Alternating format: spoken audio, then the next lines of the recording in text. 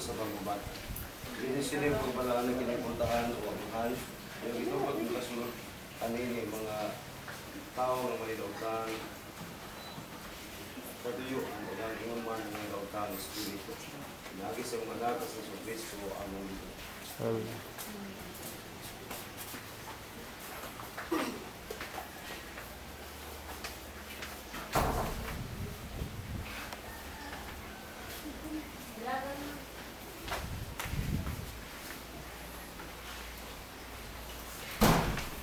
O Diyos, among Amahan, tungod sa gugmang tungod sa gugma imong gilalang ang kalibutan, ug giumol ang tao gikan sa abo apan sama sa imong dagway.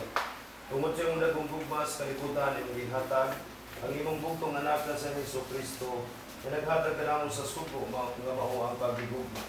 Kuna kining lawa kadawatanan sa imong gugma, karon tibok pamilya nga magkakatigong dinhi. Karon na hindi usahon sa panagkait, pangilaw niyang mga bisita, magkatagamtam sa kainit sa ilang bugos ng panagdigugmaan. Pinahagi sa mga anak sa Jesucristo among Ginoo. Amen.